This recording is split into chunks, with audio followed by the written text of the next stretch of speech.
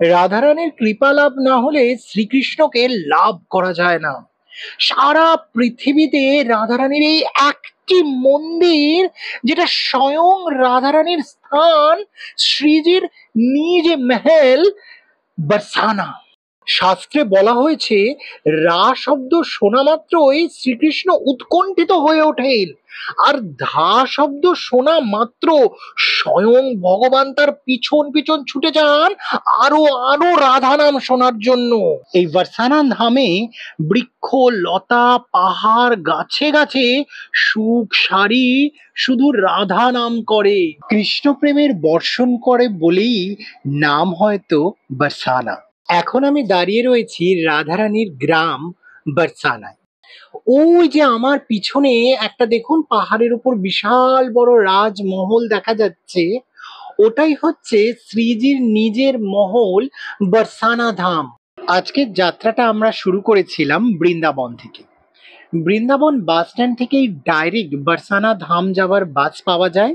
তো আমরা এখন বাসে উঠে পড়েছি। আমার তো খুবই এক্সাইটেড লাগছে, কারণ আজকে রাধারানীকে দর্শন করব, শ্রীজির নিজের মহলে, শ্রীজির গ্রামে গিয়ে সেইখানে তার মহলে তাকে দর্শন করতে পারবো। কারণ বৃন্দাবনে আসার প্রধান উদ্দেশ্যই থাকে যে শ্রীজিকে তার রাজমহলে গিয়ে দর্শন করব, কারণ এটা হচ্ছে রাধারানীর নিজের বাড়ি। এই এক্সাইটমেন্টটা যে শুধু আমার তা নয়, এখানে আর সকল যেসব তীর্থযাত্রীরা আসে তাদের মনেরও এই এক্সাইটমেন্ট। দেখুন বাসের মধ্যে কি সুন্দর দূর দূরান্ত থেকে তীর্থযাত্রীরা এসছে এবং কি সুন্দর তারা রাধারানীর ভজন করতে করতে যাচ্ছে। ভক্তদের মনেও কি আনন্দ দেখুন, যে তারা কতক্ষণে দর্শন পাবে শ্রী শ্যামা প্যারি শ্রী লাডলি জিউ শ্রী বরসানে ওয়ালি কি।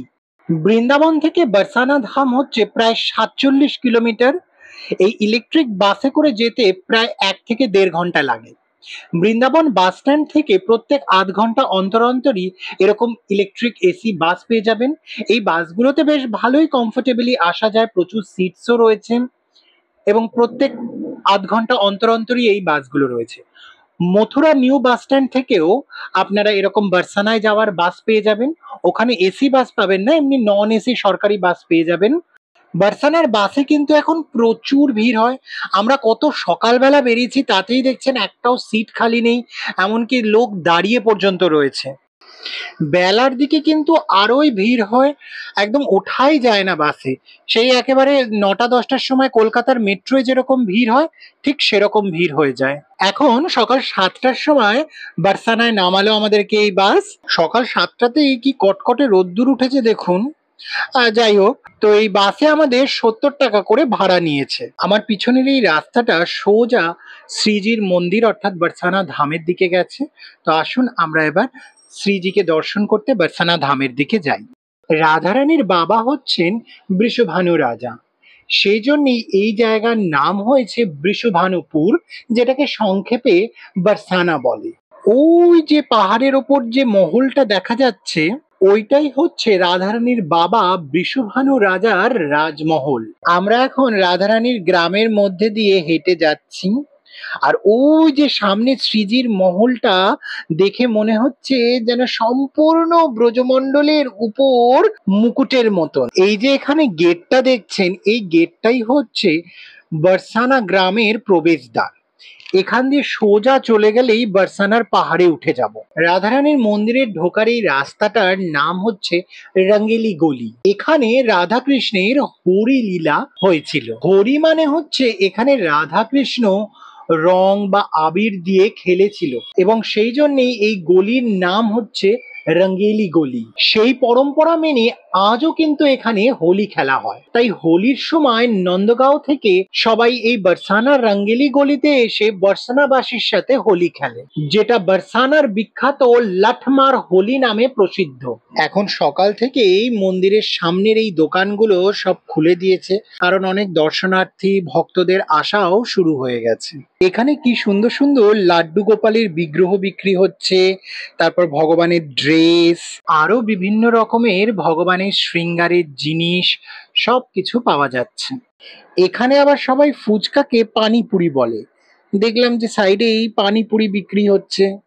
তারপর বাচ্চাদের খুব সুন্দর সুন্দর ধুতি ফতুয়া, রাধে রাধে স্টোল, তারপর রাধে রাধে উত্তরীয়, আরো নানান রকমের সব জিনিস বিক্রি হচ্ছে। আর এই দোকানটায় দেখুন কত রকমের তুলসী কাঠের মালা পাওয়া যাচ্ছে, ছোট বড় সব রকম তুলসী কাঠেরই মালা আছে। আরো একটু এগোতেই দেখি এখানে লস্যি বিক্রি হচ্ছে। নন্দগাঁও আর বারসানার লস্যি খুব বিখ্যাত। এখানে একদম খাঁটি গরুর দুধের দই দিয়ে মোটা লস্যি করা হয়। আমরা এখন চলে এসেছি বৃষভানু রাজার মন্দির। এখানে যদিও লেখা আছে রাধারানীর জন্মস্থান, কিন্তু রাধারানীর জন্ম হয়েছিল রাভেল গ্রামে। কংসের অত্যাচারে অতিষ্ঠ হয়ে নন্দ মহারাজ ভগবান শ্রীকৃষ্ণকে নিয়ে গোকুল ছেড়ে নন্দগাঁওতে চলে আসেন। তখন তার বন্ধু বৃষভানু রাজা রাধারানীকে নিয়ে রাভেল গ্রাম ছেড়ে নন্দগাঁওরই পাশে এই বর্ষানা গ্রামে রাজত্ব স্থাপন করে। তো আমরা রাধারানীর বর্ষানার মন্দিরে ওঠার আগে রাধারানীর মা বাবার মন্দির প্রথমে দর্শন করতে গেলাম। এই মন্দিরে রাধারানীর পুরো পরিবারের দর্শন লাভ হবে। রাধারানীর বাবা বৃষভানু মহারাজ, মা কীর্তিতা দেবী ও দাদা শ্রীদাম সখা। মাঝে যে বড় বিগ্রহ রয়েছে তিনি হচ্ছেন বৃষভানু রাজা।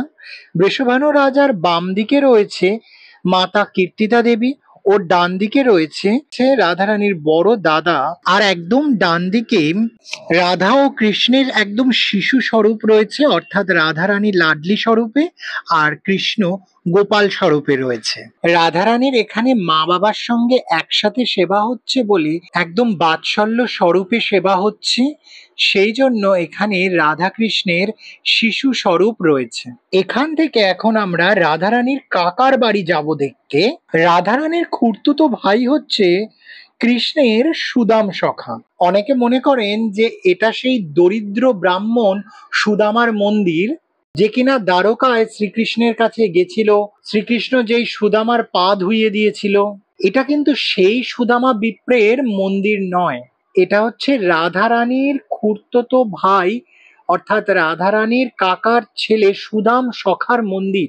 মাঝে যে বড় কোষ্ঠী পাথরের বিগ্রহটি রয়েছে তিনি হচ্ছেন রাধারানীর কাকা অর্থাৎ বৃষভানু মহারাজের ভাই রত্নভানু, এবং পাশে তার স্ত্রী সুশীলা দেবী।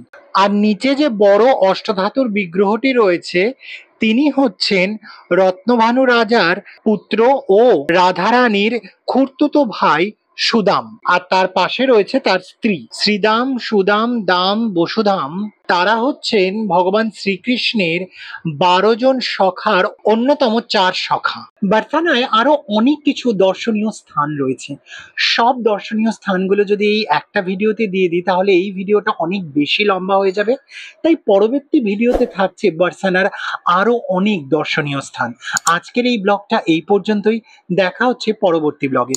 এই ভিডিওটা আপনাদের কেমন লাগলো সেটা কিন্তু আমাকে কমেন্টসে অবশ্যই জানাবেন, এবং ভিডিওটা ভালো লাগলে লাইক করবেন এবং আপনাদের বন্ধু বান্ধব আত্মীয় স্বজন সকলের সাথে শেয়ার করুন এই বারসানা ধামের ভিডিওটা।